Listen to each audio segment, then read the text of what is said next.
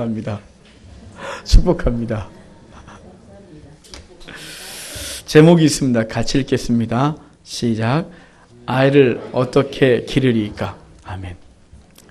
오늘이 어린이 주일이에요. 전국 모든 교회가 동일하게 지켜요. 다음 주는 어버이 주일이고 그런데요.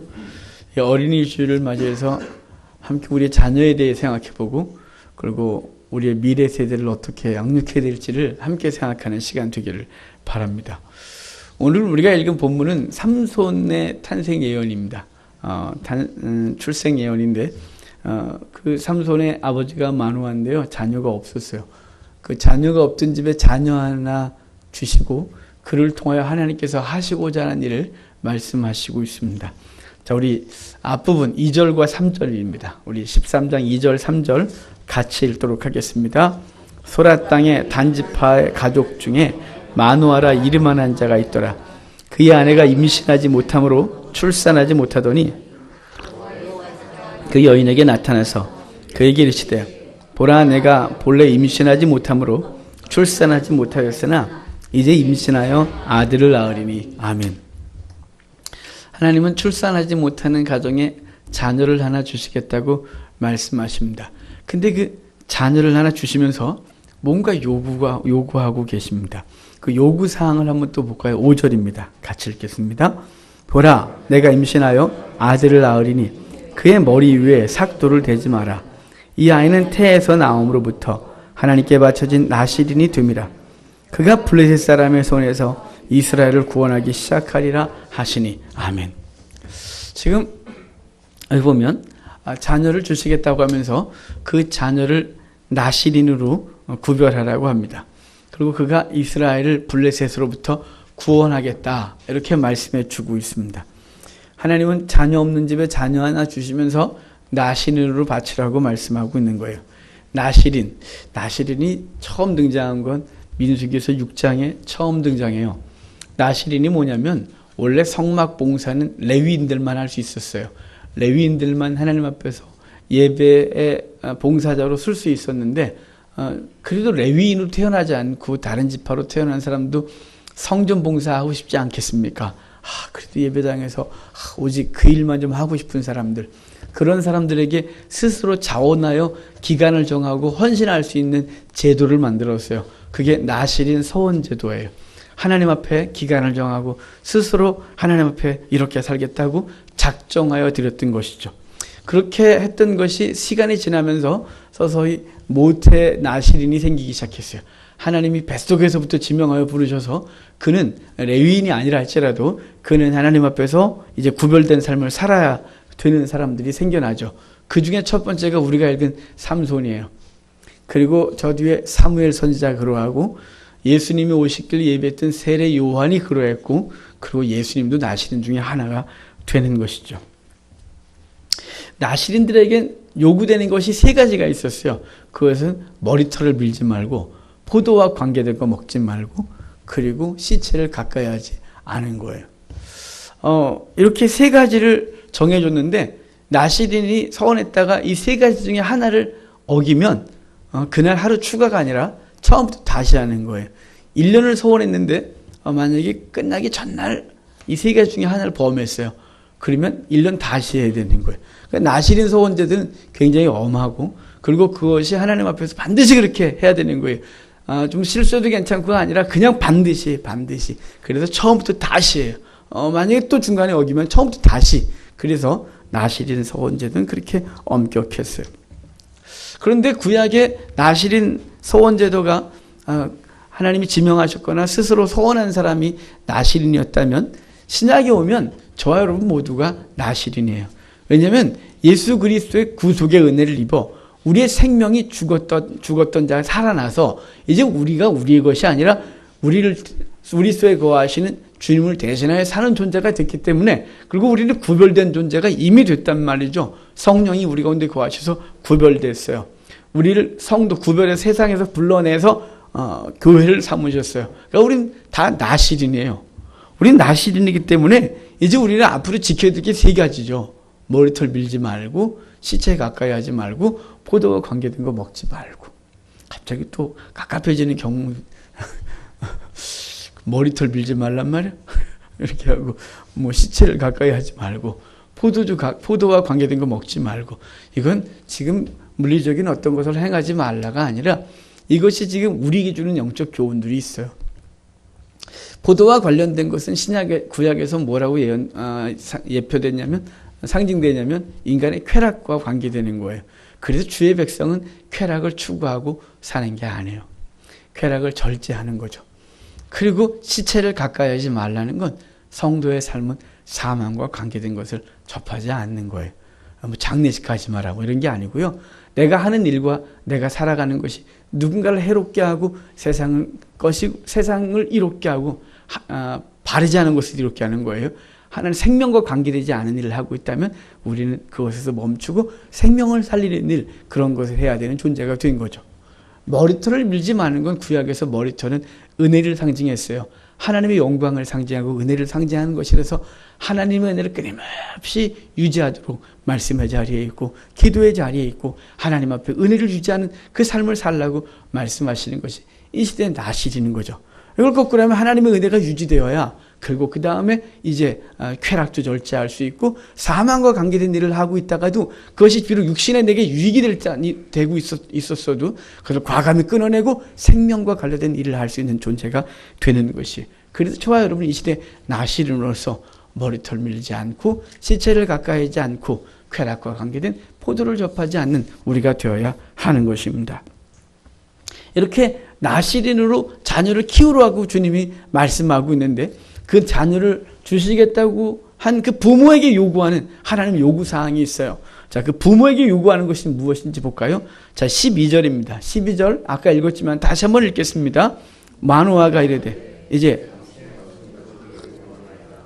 이 아이를 어떻게 기르며 우리가 그에게 어떻게 행하리이까? 먼저는 마노아가 물어요. 어떻게 해야 될까요? 이렇게. 자녀를 주시겠다고 했는데 그 자녀 어떻게 기르고 그 앞에서 어떻게 행해야 되느냐요. 마노아는 하나님께서 나시린을 주셨다고 할 때 이건 자기 생각대로 자기가 그동안 갖고 있던 가치관대로 기르면 안 되겠다고 생각이 든 거죠. 그래서 어떻게 기르고 어떻게 그 자녀 앞에서 행동해야 되냐고 하는 거예요. 그러니까 내가 먼저 어떻게 변화돼야 자녀를 나시린으로 키울 수 있냐고 묻는 것이죠. 그러니까 부모는 훈련받아야 돼요. 부모로서 교육을 받아야 돼요.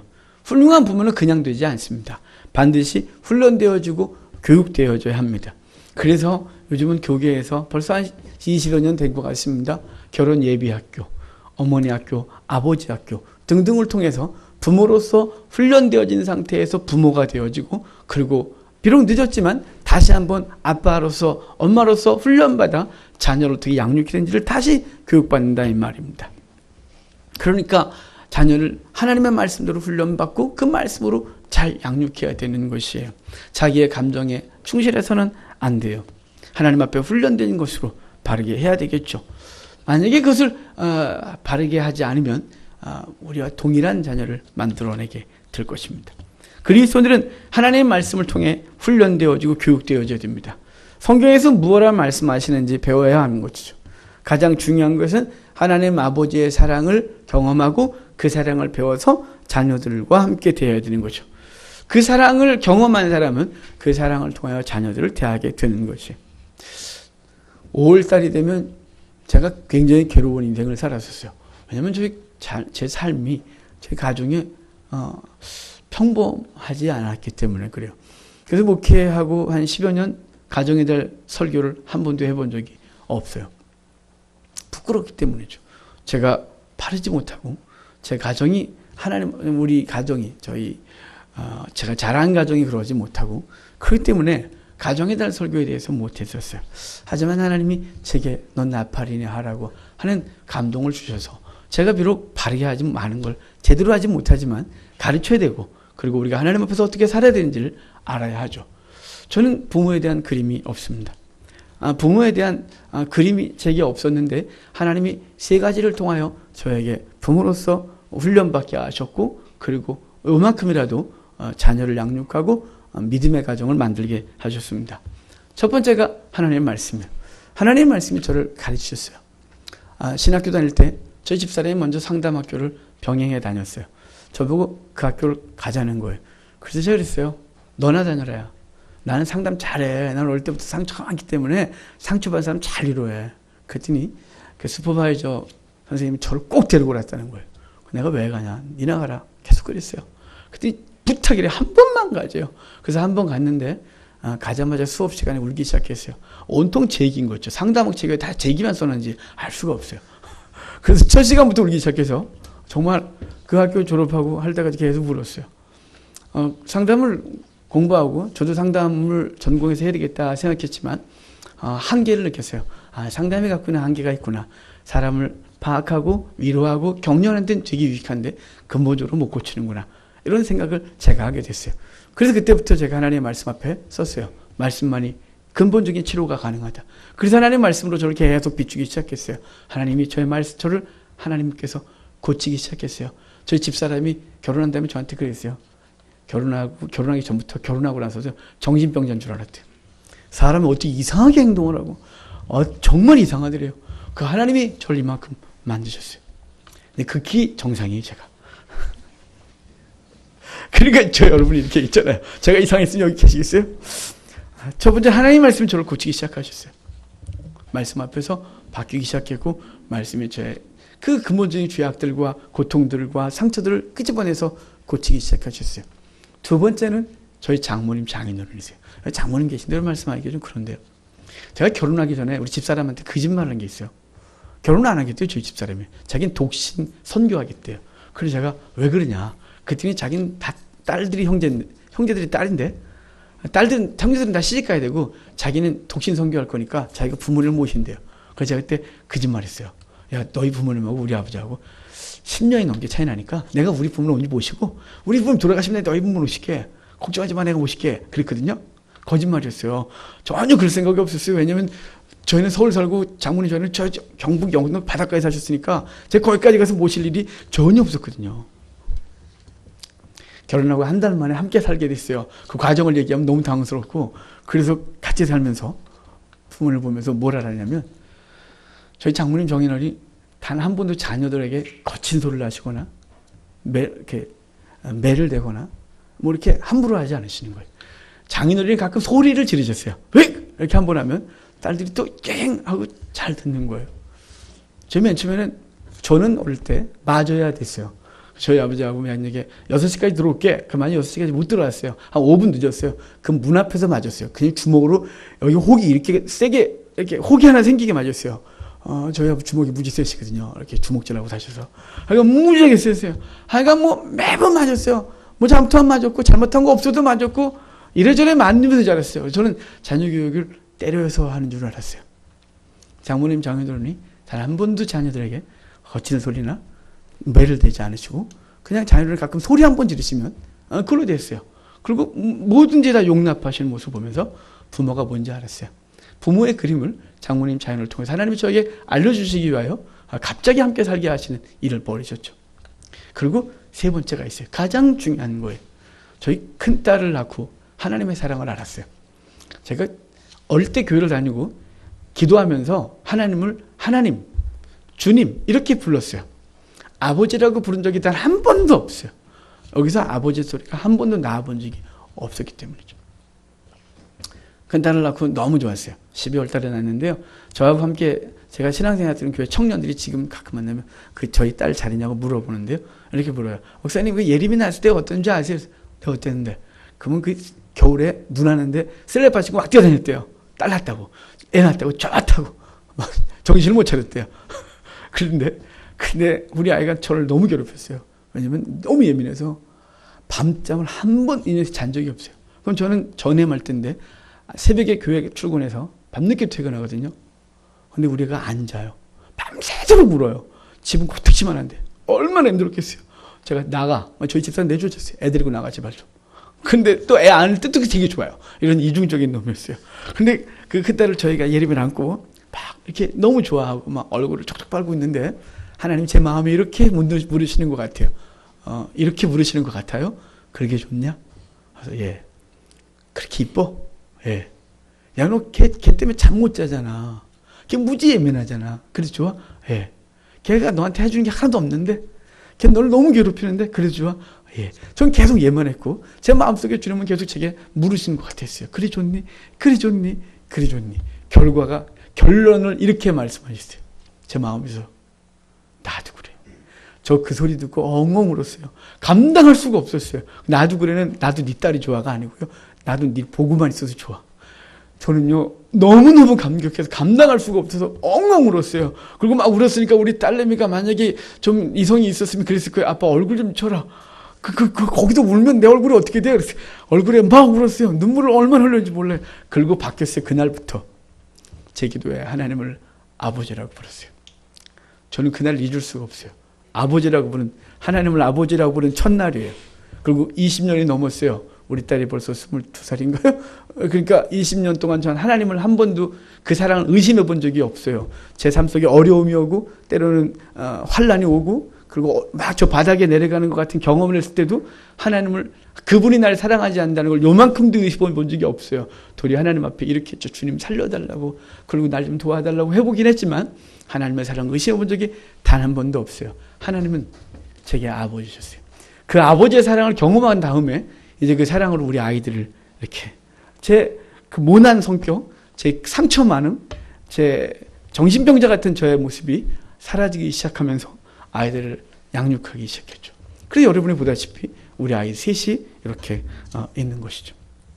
만약에 그 세 가지의 경험이 없었으면 저는 우리 아이들은 어마어마한 상처 속에 자랐을 것이고, 제가 치유되기 전에 저의 모습보다 더 이상한 아이들로 성장돼 있었겠죠.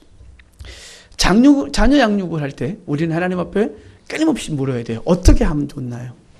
어떻게 할까요? 여러분, 자녀 교육에는 왕도도 없답니다. 정도도 없답니다. 왜냐하면 아이들이 다 다르기 때문이죠. 저희 아이들과 우리 김 집사님의 아이들이 같겠습니까? 비록 저희 집사님하고 저 나이가 같고 부인도 나이가 같고 애들도 비슷하게 이렇게 나이가 같은데, 제 방식대로 동현이를 양육하면, 또 집사님 방식대로 예림을 양육하면 느낌이 서로 달라졌을걸요? 방법은 다 달라요. 그래서 그 아이를 향한 하나님의 계획인 줄 믿고 물으셔야죠. 어떻게 기를까요? 이 앞에서 내가 어떻게 행동할까요? 이것에 대해서 끊임없이 묻고 배워야 합니다. 왜냐하면 우리에게 주신 자녀는 아주 특별하기 때문에 그렇습니다. 우리의 감정이나 우리의 경험이나 우리 생각 갖고 이건 안 됩니다. 하나님 말씀하신 대로 해야죠. 주님이 그 자녀를 노엽게 하지 말라고 하면 그 말씀이 무슨 뜻인 줄 알아? 그 노엽게 하는 것이 내가 자녀에게 어떻게 하면 노엽게 하고 어떻게 하면 노엽게 하지 않는 것인지 생각하며 해야 되고, 자녀를 경책하라고 하고 회초리로 그 죄에 대하여 징계하라고 했으면 그것이 무엇인지 알아. 어떻게 하는 것이 바른지 알고 고민하면서 그 일을 행해야 되겠죠. 자녀를 끊임없이 바르게 양육해야 되는데 하나님의 소유이기 때문에 그래요. 특별하고 내 소유가 아니라 하나님 우리에게 맡겨줬기 때문에 우리는 그 사명을 잘 감당해야 돼요. 비교할 것도 없습니다. 내 자녀, 남의 자녀 비교할 거 없습니다. 하나님이 내게 맡겨주셨습니다. 내가 양육하려고. 네 자는 네가 할 수 있는, 내가 기도하면서 그 자녀를 양육하여 이 세대 속에서 어떻게 살아야 되는지 알게 하셨기 때문에 아주 특별한 자녀여서 하나님 앞에서 우리는 그 자녀를 향한 하나님의 계획이 무엇인지 묻고, 그리고 이끌어가고, 그리고 교육해야 하는 것입니다. 오해하지 말할 것은 부모가 배우랬다고 자기를 위해서 배우냐? 아니요. 자녀를 위해서 배우고, 먼저는 그 다음에 자기가 먼저 바뀌어야 합니다. 바뀌지 않은 상태에서 이성으로 성경의 말씀들과 이런 것들을 알고 자녀에게 가르치면 그 자녀는 그것에 순종하는 것이 아니라 반감을 하게 되어 있는 것이죠. 그래서 이렇게 하는 것이 속에서 아빠나 잘하세요. 이렇게 속으로 말하겠죠. 겉으로는 한마디 못하지만, 그리고 그 자녀가 바르게 양육되지 못하는 것입니다. 그러기 위해서 부모에게 요구되는 게 있어요. 자녀를 바르게 하게 하기 위해서 부모에게 요구되는 게 있어요. 자, 13절, 14절 우리가 읽었지만 다시 읽겠습니다. 여호와의 사자가 내가 여인에게 말한 것들을 그가 다 삼가서 포도나무의 소산을 먹지 말며 포도주와 독주를 마시지 말며 어떤 부조한 것도 먹지 말고 내가 그에게 명령한 것은 다 지킬 것이니라 하니라. 아멘. 여기서 포도나무의 소산을 먹지 말고 포도주와 독주를 마시지 말며 어떤 부조한 것도 먹지 말고 내가 그에게 명령한 것을 다 지켜라, 이렇게 말한 건 삼손에게, 나중에 태어날 삼손에게 하는 게 아니에요. 이 얘기는 네 부모에게 한 말이에요. 삼손을 잉태할 부모에게 네가 먼저 지켜 이렇게 말하는 거예요. 너가 먼저. 자, 4절도 한번 읽을까요? 4절도 동일한 얘기를 했어요. 같이 읽겠습니다.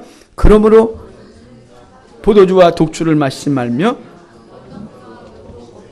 아멘. 이 명령은 삼손에게 주신 말씀이 아니에요. 나시린으로 자라야 될 삼손을 평생 지켜야 될 말이지만 그 나시린을 잉태하고 가르쳐야 될, 양육해야 될 그 부모에게 너는 이렇게 말하고 있는 거예요. 너는 포도주와 독주를 금하고 더럽고 부정한 것을 먹지 말고 그리고 행동에 대해서 그렇게 하라고 얘기를 하고 있는 거예요. 왜 그랬을까요? 왜 하나님이 주신 자녀 걔가 나시린이고 걔가 지켜야 될 걸 왜 부모 너부터 하라고 말할까요? 뱃속에 잉태해 있는 동안 그 엄마는 이렇게 행동하라고 말하는 걸까요? 왜냐하면 뱃속에서 그 아이는 아무것도 모르는 것 같지만 그 아이가 이미 부모가 행한 것을 다 알고 그대로 이미 뱃속에서부터 그것을 가지고 나오기 때문에 그렇습니다. 그래서 하루 종일 아이를 배워놓고 하루 종일 TV를 보면 그 아이가 미디어에 아주 익숙해지겠죠. 그 아이를 뵀을 때 성가대 있어요. 성가대. 그 아이가 나와서 찬송이 아주 익숙해지겠죠. 하나님 말씀 끊임없이 읽었다면 그 아이는 말씀 뱃속에서부터 말씀을 이미 익숙하게 들은 거죠. 뱃속에 있을 때 아빠의 거친 소리 막 이런 소리 들었어요. 이 아이가 태어나면 두려웠답니다. 아빠에 대해서 두렵고 아빠에게 가까이 가지 못합니다.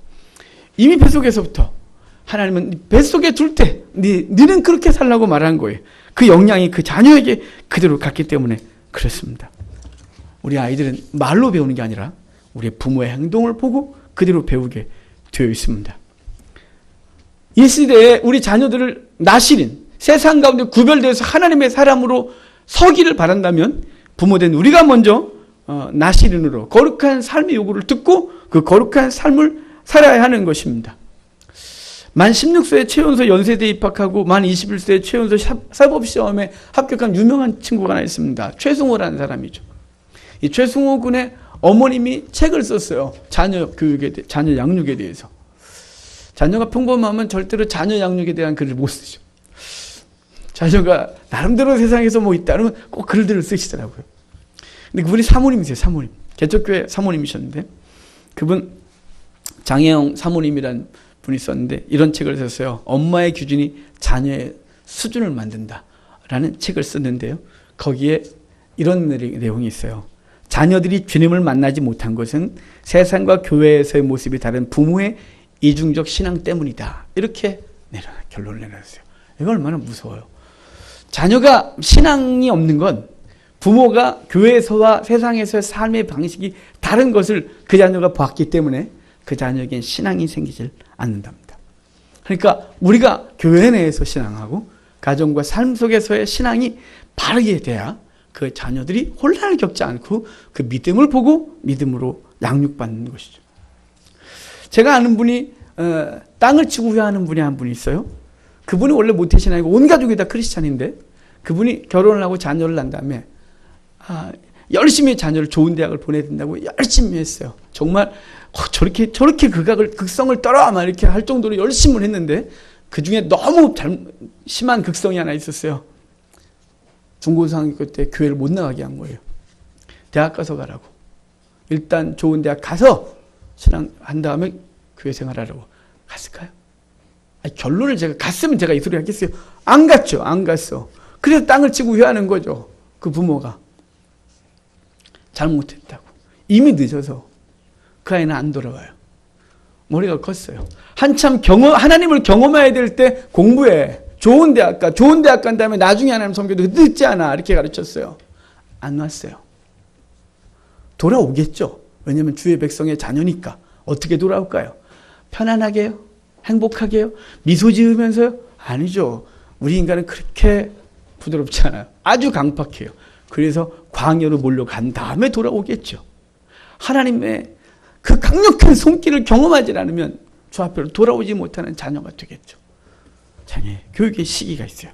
하나님의 말씀 앞에서 우리가 먼저 바르게 행해야 자녀가 하나님 앞에 바르게 되어져요. 모태 나실인 사무엘의 엄마 한나를 아시지 않습니까? 한나는 자녀가 하나도 없었습니다. 하나님 앞에 한나만 주시면 하나님께 바치겠다고 해서 엘리제사를 통해서 약속을 받습니다. 한나 주시겠다고. 그래서 여러분 피곤해 보여서 아재 개그, 요새 뭐 아재 개그요? 우리 애들이 그거 제발 하지 말라는데. 예, 하나를 주시면 하나님 앞에 바치겠다고 했습니다. 엘리제 대장을 통하여 약속을 받고 그가 돌아가면서 그 믿음이 보이기 시작하죠. 다시는 수색이 없었더라. 그리고 자녀를 낳았고, 그러니까 저 때일 때 우리 아이들 유치원 가고 초등학교 입학하기 직전 그 정도 나이 됐을 때 기쁨으로 수소 3마리와 함께 하나님 앞에 제물로 드립니다. 바쳐줍니다. 그리고 그 아이는 성전에서 봉사하게 되고 해마다 하나님 앞에 가서 진심으로 봉사하고, 그리고 그 자녀를 섬기며 하나님 앞에 기도했어요. 하나님은 그 가정에 복을 주셔서 3남 2녀의 자녀를 더 주고, 그리고 그렇게 기도로 태어나고 기도로 양육받고 기도로 끊임없이 하나님 앞에 섰던 사무엘은 그 심판 가운데 있던 민족을 건져 그를 통하여 다윗을 세우게 하는 하나님의 역사를 이루게 했습니다. 반대의 사람 한 사람이 있어요. 아주 유명한 사람인데, 그는 유명하고 성공한 사람인데 자녀 교육과 자녀 양육에 완전히 실패한 사람이 있어요. 다윗이에요. 다윗은 베들레헴 목동 출신으로 아주 성공한 사람이죠. 그 시골에서 아무것도 나올 것 같지 않았는데 그 양치던 사람이 백성들을 다스리고 통일왕국의 왕이 되고 주변 나라를 다 정복하고, 그리고 또 하나님 복 주셔서 아들 17, 그리고 딸들을 많이 낳고, 그리고 존경받고, 지금도 이스라엘 사람들이 가장 존경하고 바라는 사람이 다윗이라고 하는 이 어마어마한 복을 받았지만 그의 가정만큼은 정말 부끄러웠어요. 그는 자녀 교육은 실패했어요. 첫째 아들 암논은 그 이복 누이 동생 그 다말을 바르게 사랑하지 않고 바르지 않게 사랑해서 강간으로 범하고, 그리고 그것을 봤을 때 다윗이 아무 소리 안 했기 때문에 그것을 보고 다말의 오빠가 스스로 그것을 해결하기 위하여 2년 후에 암논을 죽여버립니다. 그리고 그는 외갓댁으로 도망갔다가 다윗이 다시 오라고 왔어요. 왔는데 다윗이 다시는 얼굴 보지 않고, 그리고 또 2년을 버티다가 겨우 얼굴 안 보고 또 안 본 이 상처받은 압살롬은 아버지에게 대항하여 반역을 합니다. 그리고 그 압살롬은 그의 다윗의 조카 요압, 압살롬과 사촌지간이었던 그에게 죽고, 다윗은 그의 죽음을 슬퍼할 수밖에 없게 합니다. 후에 이제 네 번째 아들 아도니아는 다윗이 늙어 힘이 없을 때 그가 스스로 왕을 선포하겠다고 반역을 일으켰고, 결국은 무위로 끝났지만 다윗이 죽은 이후에 그의 아들 솔로몬에게 죽는 아픔을 겪습니다. 솔로몬은 또 어떻습니까? 솔로몬은 맨 처음에 어린 나이에 왕이 되면서 감사하여 하나님 앞에 1000번째 되면 감사했지만, 그는 그 왕권이 안정되면서 그는 이성에 빠지고 결국은 음행을 하고 우상 숭배를 국가적으로 하면서 나라가 찢어지게 되는 아픔을 겪는 것이죠. 다윗은 정치적으로 굉장히 성공했는지 모르지만 그는 자녀 교육에서만큼은 완전히 실패했습니다. 그 다윗은 자녀들이 바르지 못했을 때 그것을 가지고 성경은 그냥 분노했을 뿐 그것에 대해서 적극적으로 해결하거나 그것을 하지 못했어요.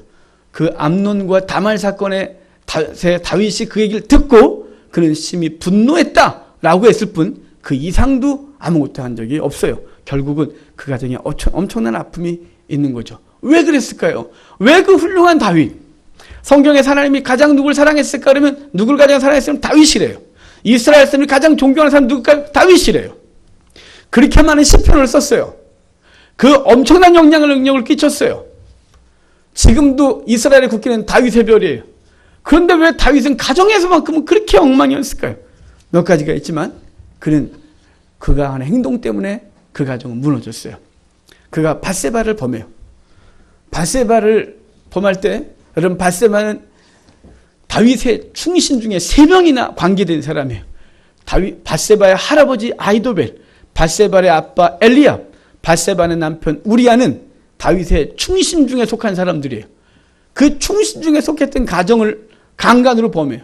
그리고 그가 임신했을 때 그걸 또 가리겠다고 우리아를 말도 안 되는 전장에 돌진시킴으로 그와 함께 많은 군사를 죽여요.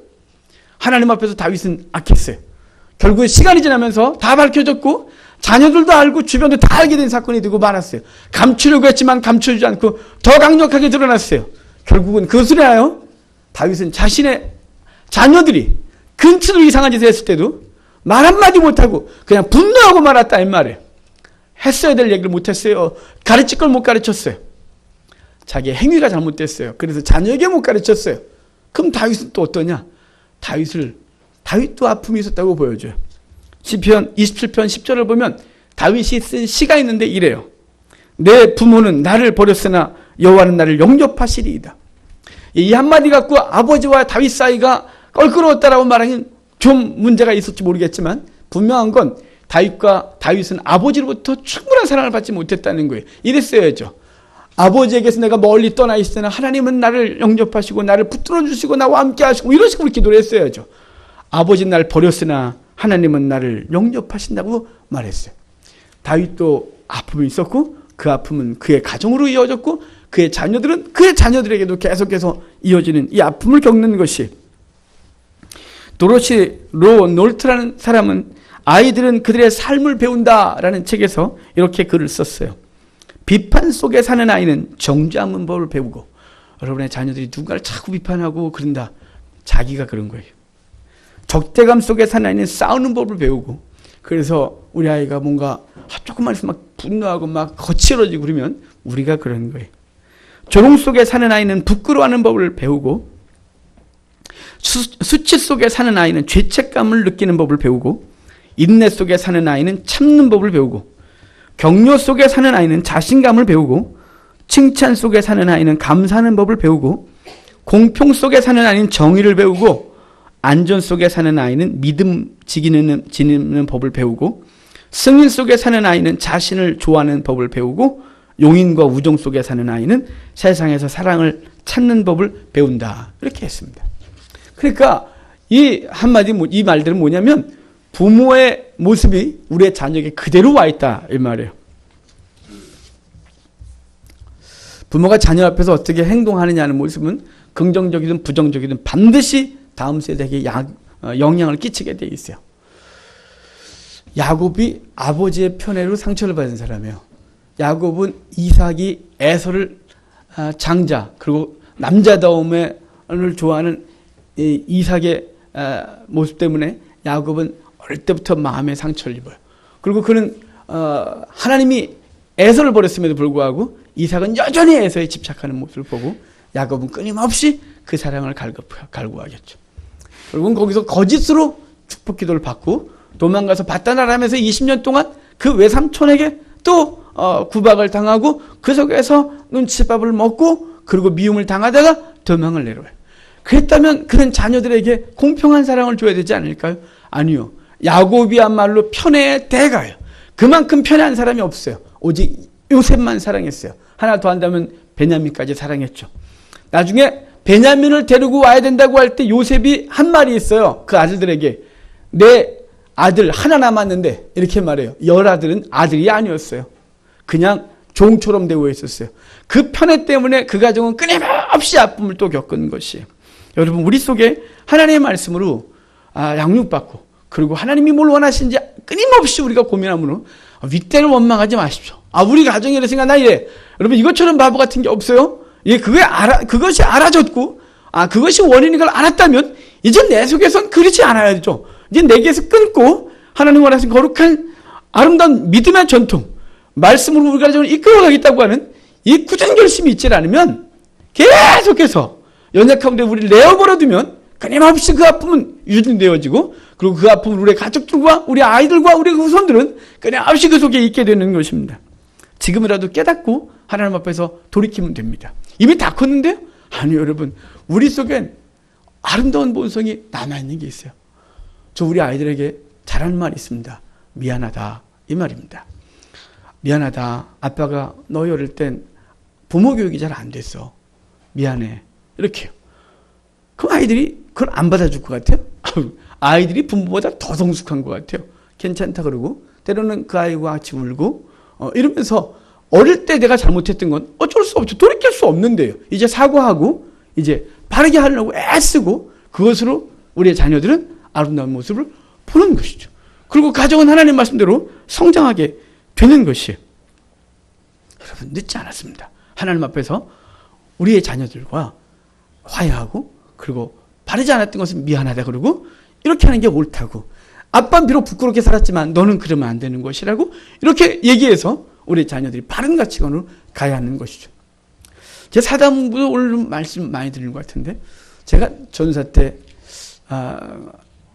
하나님 앞에 결단한 게 있습니다. 제가 섬겼던 교회 그 아들이 군대를 갔는데 사모님이 저한테 맨날 심부름을 시켜요. 맨날 본인이 가면 될걸. 저를 꼭 전도사를 시켜요. 선물을 항상 매주마다 선물을 책 어떤 때 먹을 거 이런 매주마다 저보고 우체국 가서 택배로 붙이고 오라는 거예요. 어느 날 그걸 받아갖고 우체국 가는데 기분이 무지 나쁜 거 있죠. 내가 종이냐? 막 이러면서 짜증이 막 나는데 그 다음에 이렇게 나오는 거예요. 어떤 놈은 부모 잘 도와갖고 군대에서 가서 이렇게 아주 진짜. 그런데 갑자기 제가 확 비춰주면서 어떤 놈은 오늘 우리 아버지도 욕되게 안 해서 죄송합니다. 아니 세상이 생각하는 그 좋은 부모 있잖아요. 금수저.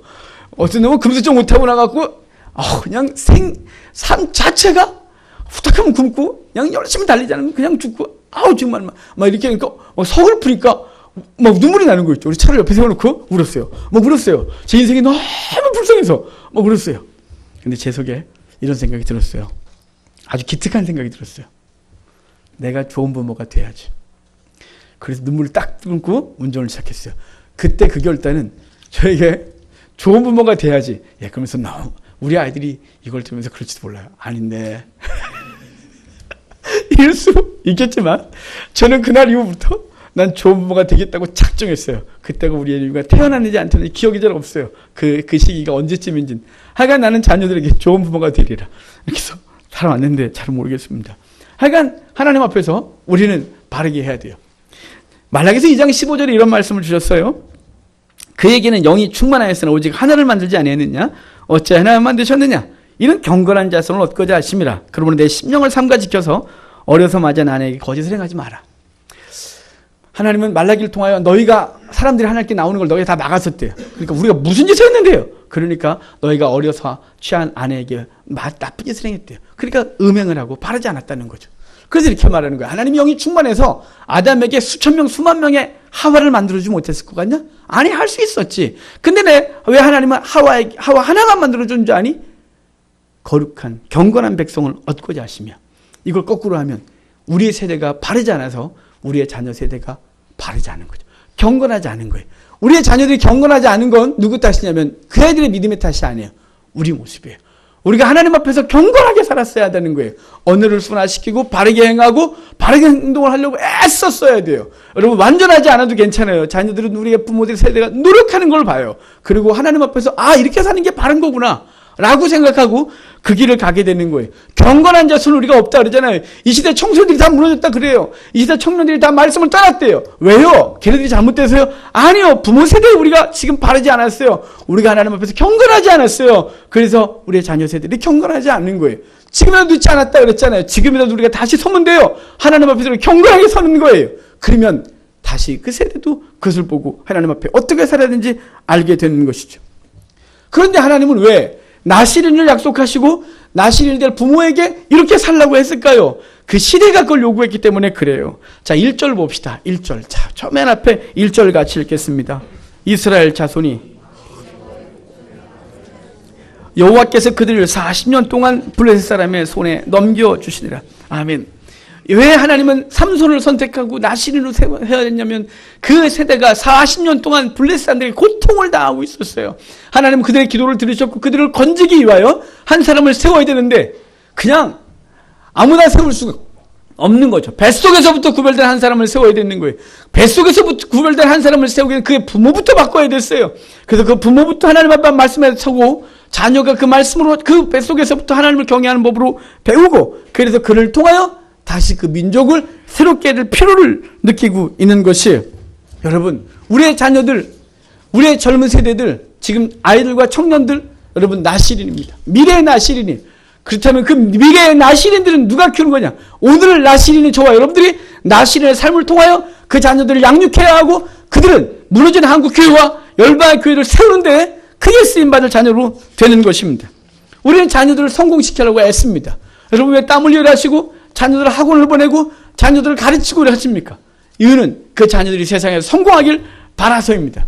하지만 성공해서 세상에서 성공해도 하나님의 백성으로 성공하지 아니하면 그 아이의 성공은 헛된 것입니다. 그 아이를 위해서는, 본인을 위해서는 이 땅에 성공하기 때문에 행복할지 모르지만 하나님의 나라 입장에서 보면 아무것도 아닌 것입니다. 아무것도. 왜냐하면 하나님은 우리를 통하여 하나님의 나라를 이 땅에 세우기를 원하시는데 하나님 없는 성공은 그 개인을 영화롭게 할 뿐 하나님의 나라와 관계가 없기 때문에요. 여러분, 그러므로 우리는 우리의 자녀를 세상에서 성공시키기 이전에 믿음으로 성공시키는 자가 되어야 됩니다. 믿음의 본을 보여 뭐가 가장 우선순위에 있는지를 가르치지 않으면 아까 예를 들었던 그분처럼 땅을 치고 해야 되는 것이에요. 하나님 앞에 우선순위가 예배고 하나님이 가장 우선순위에 있어야 되고 너가 무엇을 하든지 주님이 너를 통해 영광받아야 되고 너가 성공하는 이유가 하나님 때문이고 너가 이 시대에 유명해져야 되는 건 하나님 때문이고 너가 돈을 벌어야 되는 건 하나님 때문이고 너가 높은 자리에 가는 건 하나님 때문이고 하나님의 목적이라는 사실을 어릴 때부터 가르쳐 놓지 않으면 성장한 이후에는 그것을 배우는데 너무 값비싼 대가를 스스로가 지불해야 되는 거예요. 그 자녀가 스스로 지불하고 서야 되는 거죠. 그 자녀에게 그 아픔을 주고 싶으십니까? 우리가 처음부터 가르쳤으면 그렇게 그 속으로 들어가서 배울 이유가 하나도 없는 것입니다. 그래서 사도 바울이 이렇게 말합니다. 주를 노엽게 하지 말고 오직 주의 교양과 훈계로 양육해라. 하나님의 말씀으로 양육해야 되는 거예요. 그 말씀으로 양육하면 그 아이가 거부감이 느끼고 힘들고 어려워도 후에는 반드시 그 말씀이 우리 속에 심겨져 있고 자녀들 속에 심겨진 그 말씀은 그 씨앗은 반드시 성장해서 그를 하나님의 사람으로 세워놓게 되는 것이에요. 그래서 말씀과 그 교훈과 하나님의 말씀과 그 훈계로 양육해야 하는 것입니다.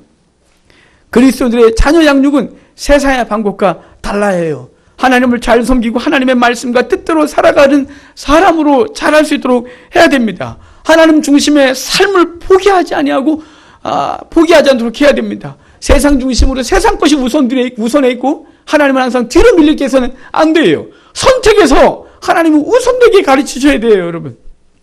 A와 B 사이에서 B가 하나님이라면 B가 신앙과 관계된다면 언제든지 A 포기할 수 있는 자녀를 양육하셔야 됩니다.